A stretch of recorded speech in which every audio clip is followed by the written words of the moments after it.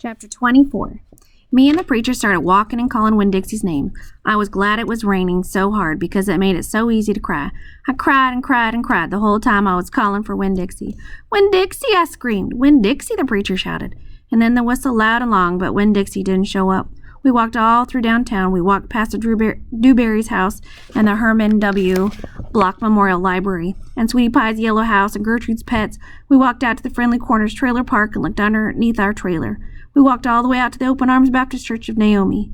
We walked past the railroad tracks and right on down Highway 50. Cars were rushing past us and their tail lights glowed red, like mean eyes staring at us. Daddy, I said, Daddy, what if we got run over? Opal, the preacher said, we won't worry about that. What might have happened? All we can do is keep looking. We walked and walked, and in my hand I started on a list of 10 things that I knew about Winn-Dixie. Things I could write on big old posters and put up around the neighborhood. Things that would help people look for him. Number 1 was that he had a pathological fear of thunderstorms. Number 2 was he liked to smile, using all his teeth. Number 3, he could run fast. Number 4 was that he snored. Number 5 was that he could catch mice without squishing them to death. Number 6 was he liked to meet people. Number 7 was he liked to eat peanut butter. Number 8 was he couldn't stand to be left alone. Number 9 was he liked to sit on couches and sleep in beds. Number 10 was he didn't mind going to church. I kept on going over and over the list in my head. I memorized it the same way I had memorized the list of 10 things about my mama. I memorized it so if I didn't find him, I would have some part of to hold onto. But at the same time, I thought of something I had never thought of before, and that was that a list of things couldn't even begin to show somebody the real Winn-Dixie. Just like a list of 10 things could never get me to know my mama. And thinking about that made me cry even more.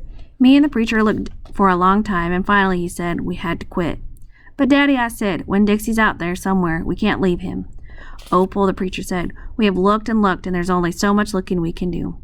I can't believe you're going to give up, I told him. India, Opal, the preacher said, rubbing his nose, don't argue with me. I stood and stared at him. Then the rain had let up some. It was mostly a drizzle now. It's time to head back, the preacher said. No, I told him, you go ahead and go, but I'm going to keep on looking. Opal, the preacher said in a real soft voice, it's time to give up. You always give up, I shouted. You're always pulling your head inside your stupid old turtle shell. I bet you didn't even go out looking for Mama when she left. I bet you let her run off, too. Baby, the preacher said, I couldn't stop her. I tried. Don't you think I wanted her to stay, too? Don't you think I miss her every day? He spread his arms out wide and then dropped them to his sides. I tried, he said. I tried. Then he did something I couldn't believe. He started to cry. The preacher was crying. His shoulders were moving up and down, and he was making snuffy noises.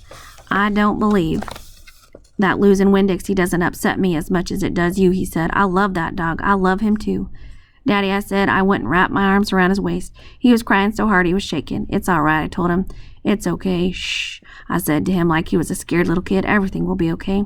We stood there hugging and rocking back and forth, and after a while the preacher stopped shaking, and I still held on to him, and I finally got the nerve to ask a question I wanted to ask. Do you think she's ever going to come back? I whispered. No, the preacher said. No, I don't. I've hoped and prayed and dreamed about it for years, but I don't think she'll ever come back. Gloria says that you can't hold on to anything, that you can only love what you've got while you've got it. She's right, the preacher said. Gloria Dump is right. I'm not ready to let Winn-Dixie go, I said. I had forgotten about him for a minute. What with me thinking about my mama. We'll keep looking, said the preacher. The two of us will keep looking for him. But do you know what? I just realized something, India Opal. When I told your mama took everything with her, I forgot one thing, one very important thing that she left behind. What? I asked. You, he said. Thank God your mama left me you, and he hugged me tighter. I'm glad I've got you too, I told him, and I meant it. I took hold of his hand and we started walking back into town, calling and whistling for Winn-Dixie the whole way.